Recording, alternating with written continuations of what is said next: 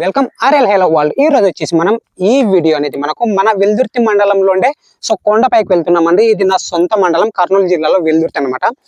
చాలా రోజుల నుంచి కొండపైకి వెళ్ళాలని నాకు ఒక అవగాహన ఉండేది. ఎందుకంటే నేను పుట్టినప్పటి నుండి చూస్తున్నా ఈ మండలాన్ని, ఈ కొండని. సో ఏ రోజు కూడా వెళ్ళలేదు.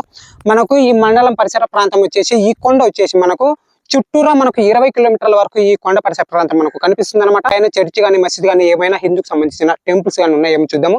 సో చుట్టూరా పరిసర ప్రాంతాలు ఏ విధంగా ఉంటాయి అనేది కూడా ఇక్కడ చూద్దాము. ఇక్కడ చాలా బాగుంది. ఎవరు పడుకున్నారో మనకైతే తెలియదు, కానీ గడ్డి మొత్తాన్ని తొక్కేశారనమాట.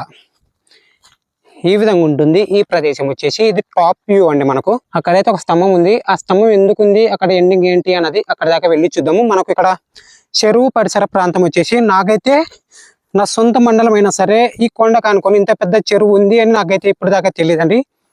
కొత్త ఎక్స్పీరియన్స్ ఏమిటంటే నేను ఈరోజు ఎక్కిన తర్వాత ఈ అద్భుతాన్ని చూడడంలో చాలా బాగుంది. సో మనకు వెల్దుర్తి చెరువు అంటే ఏమిటో అనుకుంటూ ఉండేవాడిని ఇన్ని రోజులు. ఇంత పెద్దగా ఉంది అనుకోలేదు. ఈవినింగ్ పూట చాలా బాగుంటుంది. సూర్యుడు కూడా అమాంతం మబ్బుల్లో ఉండిపోయాడు. మీకు చెప్పాను కదా, ఈ కొండ పరిసర ప్రాంతం వచ్చేసి చుట్టూరు మనకు 20 కిలోమీటర్స్ కనిపిస్తుంది. సో 20 కిలోమీటర్ల వరకు కూడా మనకు మైదానమే ఉంటుంది ఇక్కడ.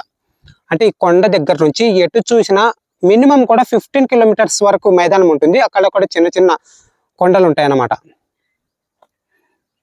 ఇటు సైడ్ వెళ్తే మనకు నేషనల్ హైవే కనిపిస్తుంది. ఇటు సైడ్ మనకు, సో మీకు చూపిస్తా చూడండి, నేషనల్ హైవే 44 అండి. మనకు అది నేషనల్ హైవే 44 మనకు బెంగళూరు టు హైదరాబాద్కి వెళ్ళే హైవే అండి అది. ఈ విధంగా స్టాచ్యూ ఉందండి మనకు, ఏఎస్ఐకి సంబంధించినది అనమాట. నూతన సంవత్సరం సందర్భంగా 2026 మనకి ఇది నిర్మించారనమాట. ఏబిఎన్ చర్చి 1 నెంబర్ అంట. సో మనకి ఇక్కడ నిర్మించిన వాళ్ళు ఒక దర్గా దర్శనమిస్తుంది. అలాగే ఇక్కడ పాడుబడిన ఒక బావి కూడా ఉందన్నమాట.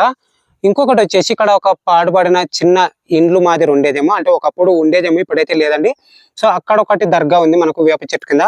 అలాగే మనకు శివాలయం, నందీశ్వరుడు, చాలా పురాతనమైన నందీశ్వరుడు మనకు మొత్తం శిథిలావస్థానికి చేరుకుంది. సో ఈ విధంగా ఉంటుంది అనమాట. మనకు పూర్వకాలంలో ఉండే చిన్న ధ్వజస్తంభం, మనకు గుడి ప్రాంగణం అంటే గుడికి బయట వైపున మనకు చిన్న ధ్వజస్తంభం అనేది ఆనవాయితీగా ఉంటుంది కదా మనకు. అలాగే చిన్న రోల్ అనేది ఒకటి ఉంటుంది. శివుడన్ మనకి ఇక్కడ వచ్చేసి మనకు శివాలయం. నాకు తెలిసిన వరకు అయితే వీడియో తీయకూడదు, కానీ తప్పట్లేదు. ఎందుకంటే చూపించాలి, పురాతనమైన గుడి గోపురాలను చూపించడమే ఒక ప్రాధాన్యత చాలా బాగుంటుంది. సో నాకు తెలిసి ఈ మండలంలో, అంటే నా మండలంలోనే ఇలాంటి శివాలయం, ఇలాంటి కొండపై ఉంటుంది అని ఇప్పటిదాకా నాకైతే తెలీదు. సో లోపల పుట్ట కూడా చాలా అద్భుతంగా ఉంది. వాళ్ళ పాములు ఏమైనా ఉంటాయేమో చూసుకోవాలి, ఎందుకంటే శివుడిపై భక్తితో ఏ పామైనా వెళ్ళే ఛాన్స్ ఉంటుంది అనమాట మనకి ఇక్కడ. సో చాలా బాగుంది శివలింగం, ఎంతో అద్భుతంగా ఉంది.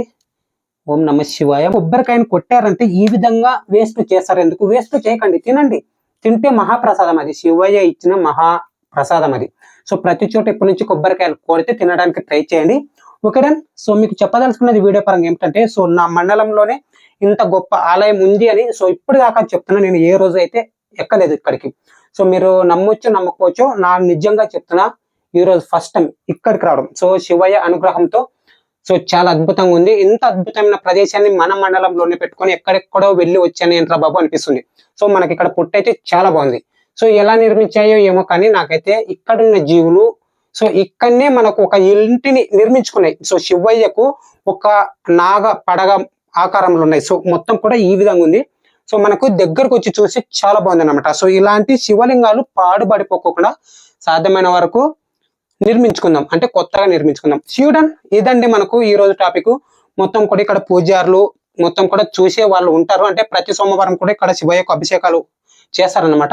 అంటే పాడుబడిపోలేదు, కానీ బయట మాత్రం ఒకటి కొంచెం నందీశ్వరుడికి సరైన వసతి లేదనమాట. ఓకే, నందీశ్వరుడు వచ్చేసి మనకు ఈ విధంగా ఉన్నాడు అనమాట. సో చెప్పాను కదా, నందీశ్వరుడు విగ్రహం మొత్తం కూడా శిథిలావస్థానికి చేరుకుంది.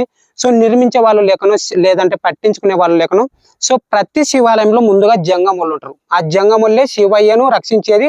సో ఆ గుడి ప్రాంగణాన్ని పరిరక్షించేది. సో వాళ్ళు మొత్తం కూడా ఏం చేస్తున్నారో నాకైతే తెలియదు. అంటే ఇది ఒక్క శివాలయం అనే కాదు, చాలా చోట్ల ఇలానే జరుగుతుంది అనమాట. ఓకేనా. సో శివయ్యపై అవగాహనతో అంటే నేను రావడం అనేది, నేను ఒక నేచర్ అడ్వెంచర్ చూపించామని వచ్చాను ఇక్కడికి. కానీ ఇలాంటి గుడి నాకు ఇక్కడ ఉంటుంది అని తెలియదు ఇప్పుడు దాకా. సో నందీశ్వరునిపై ప్రమాణం చేసి చెప్తున్నా, ఇలాంటి గుడి నాకు ఇక్కడ ఉంటుంది అని అసలు తెలియదు.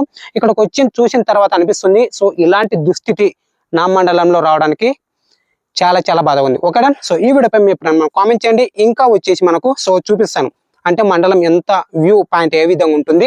అలాగే ఇక్కడికి వచ్చేసి మనకు అక్కడ దర్గా ఉంది. సో దర్గాని మనం దగ్గరికి అయితే వెళ్ళట్లేదు, ఇక్కడ నుండి చూసాం అనమాట. ఇది కర్నూలు జిల్లాలో ఉండే వెల్దుర్తి మండలం అనమాట. చాలా చాలా బాగుంది. ఇక్కడ నుంచి అయితే వ్యూ పాయింట్ వచ్చేసి మొత్తం కూడా మండలం పరిధి మనకు చూడడానికి చాలా చిన్నగా ఉంటుంది, కానీ చాలా చాలా బాగుంది, చాలా పెద్దగా ఉంది. Thanks for watching guys, love you all, జై హింద్.